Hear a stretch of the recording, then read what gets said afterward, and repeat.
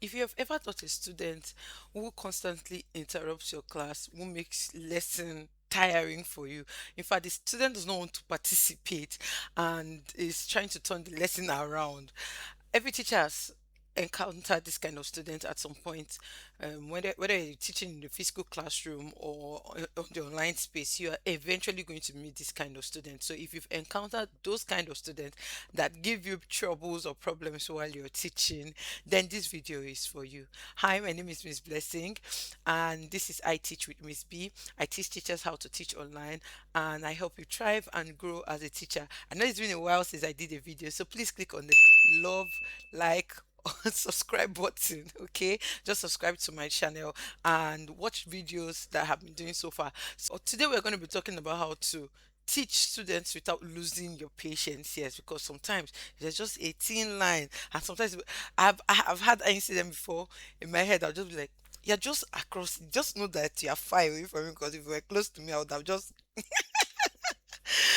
kidding, anyways. But we've had those kind of encounters. But today we're going to share tips that can help you as a teacher manage students like this to avoid being in the situation where you have lost your patience or you're going to be losing your patience. Okay. Before we talk about solutions, let's talk about why students are actually like that, why they are difficult. Let's talk about why students are difficult, right? So the first thing is for you to understand that communication is key. Okay, some students act out of or they act out because they're trying to maybe express themselves in a way they don't know how to say, or it could be that they're trying to hide their academic struggles, or it could be that they refuse to participate because they are afraid of making mistakes, or it could even be that they are rude because they're dealing with family problems or issues at home, and then you as a teacher, you get to receive the bulk of the problem. So most of the time students seek constant attention, or maybe they just want a connection or a reassurance, and so they might try to be difficult at first. You need to know how to you need to first of all know what the problem is and how to break through so that you can have a good communication with this student. Avoid the constant back and forth. Okay, so instead of asking what's wrong with this child, you could go ahead and just ask question yourself like, why is this child struggling? Or what might be the problem of this child and how can I make a difference? Instead of you just saying, oh, this child is problematic and all of that. I'm gonna share this from personal experience, right? I once had a group class, and this group class there were four girls and two boys in the group class. Now the second boy was okay, calm, doesn't even say much, but you see the first boy, that boy gave, in fact, it turned the whole class. It got to a point when I came in new, everybody was, I was always calling his name, and then the students say that's what he likes. He likes attention. Miss Blessing, just leave him. It was even the girls that were telling me how he does that. He's normal way they are used to it. What I mean, this boy constantly disturb the class. You could be teaching, explaining seriously, and you would just hear somebody do la la la la, or you hear someone do nye, nye, nye, nye, nye, nye, and you're wondering, are you listening at all? What's going on with you? Sometimes you just say, I hate this class, and then he goes off.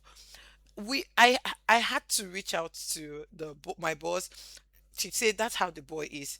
Eventually they had to like take the boy out of the class because he was distracting the other people. They had to take him, and then they started running an exclusive class with him just so he doesn't keep distracting others. So I also found out that from the way he talks to his mom, because sometimes when his mom comes in, why are you doing that? He shouts back. I know that, oh, it's a family or it's a house problem, right? So these are the things that you need to understand as a teacher. Find out what is making the child act like that. It could be from the background, it could be from influence from school, it could just be that they're not interested. Find out those things, and then you'll be able to tackle. Like I said, that would be like the first solution to the problem. You'll be able to tackle the issue. Let's talk about mistake we usually make as teachers. The first mistake we make is taking the problem personally or taking the behavior personally. At this point, you are angry that a child is misbehaving in your class. So one of the biggest mistake we make is that we just take the behavior like, why are you acting like that towards me? And all of that. So whenever a child responds negatively, you are the adult, you are the professional. You need to first of all understand why this child is acting like that. You need to be able to know if the child is frustrated, if the child is anxious, if the child is just looking for attention. And don't be too emotional to the point where you bluff the child. So instead of you saying why you misbehaving or why you acting like that, you could easily ask the child, I can see you have a behavioral problem or something is wrong. Talk to me. Do you want us to talk about it? What's going on? How was your day? What happened that is making you act like this? It works most of the time if this kind of pattern works most of the time if you know that the child is not a problematic child, or that day or that period the child choose to act out. But if it is something that is constant, I will advise you call their parents. Okay, call their parents. Another mistake we use, another thing is that another mistake we make is that sometimes we just move on without addressing the issues. The truth is that if you move on without addressing the issue, it's going to keep on happening again and again. Okay. Okay. So So now now let's let's talk talk about about some strategies you could use to manage this behavior. The first one I would say is build relationship with the child. Students are more likely to be open or cooperate with teachers that they have built connection with. Okay. There was this particular student I had. In fact, the girl did not like me for any reason. I don't know why. We had our first few months was really bumpy. We had problems going back and forth until one day I did not teach. I just, when she came to class with her normal, I said, "Do you know what? Let's gist me. How was your day?" And then we started talking. Before I knew it, we started laughing. We used over 45 minutes, I wouldn't lie, talking, just trying to, what was I trying to do?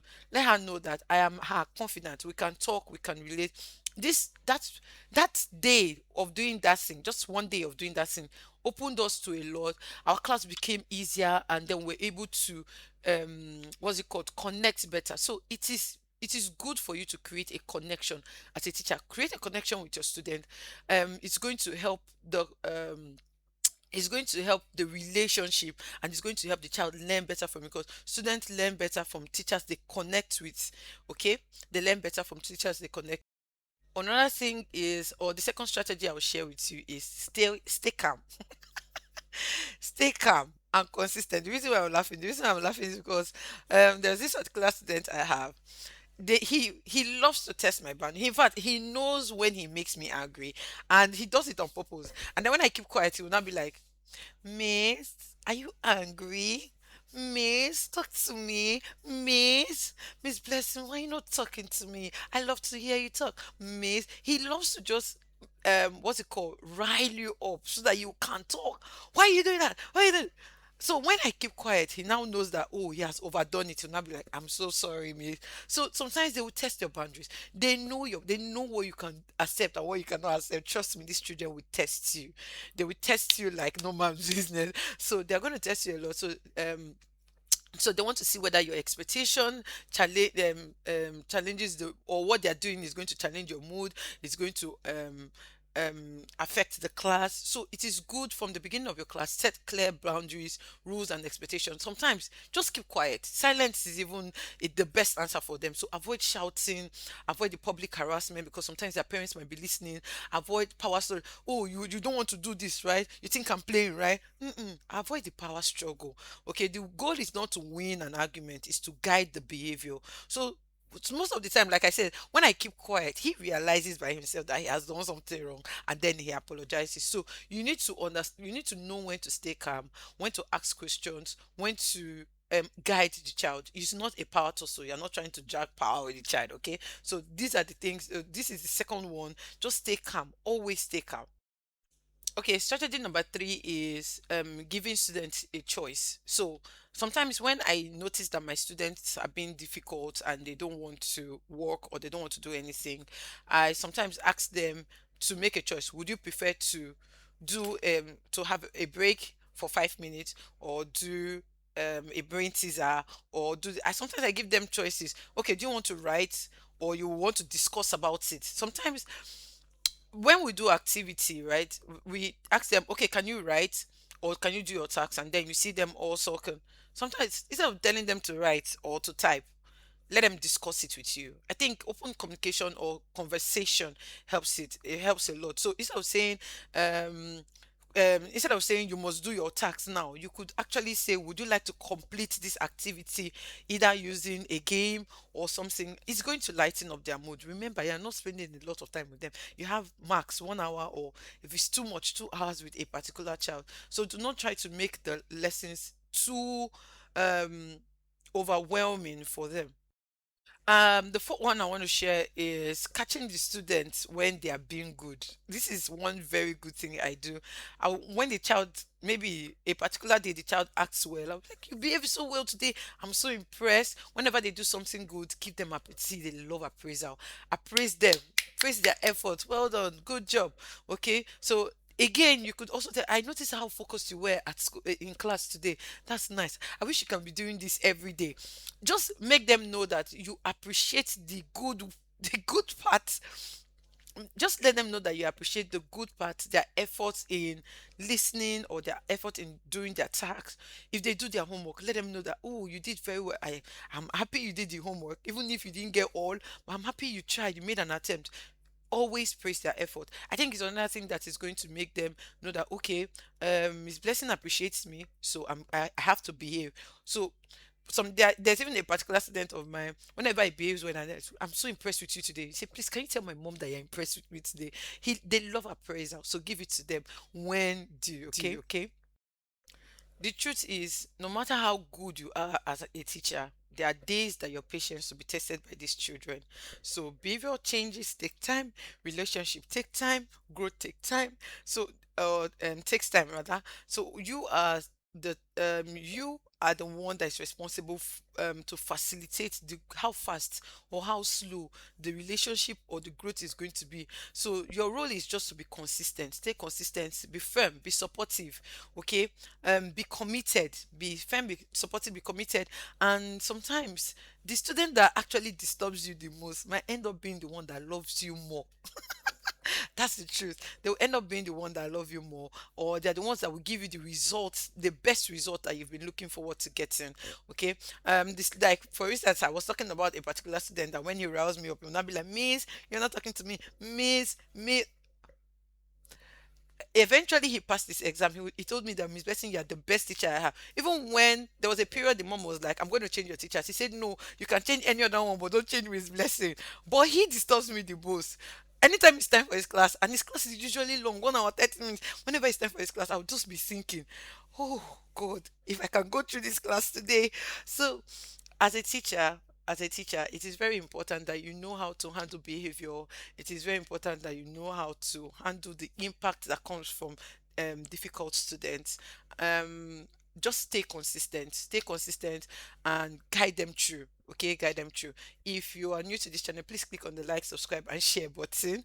Okay, and I would also love to hear from you. What is the most challenging aspect you've had in a class? Have you taught a difficult student before, and how did you handle it? Please leave the your comments in the comment section, and I'm going to be responding. I have videos, I have a book, Online Teaching Blueprint. If you're new to the online tutoring space, you want to learn how to teach online and build your business by yourself, please go ahead and buy the book. The link is going to be in the description. I want you to join my WhatsApp channel. The link to the WhatsApp channel is also going to be in the description of this video.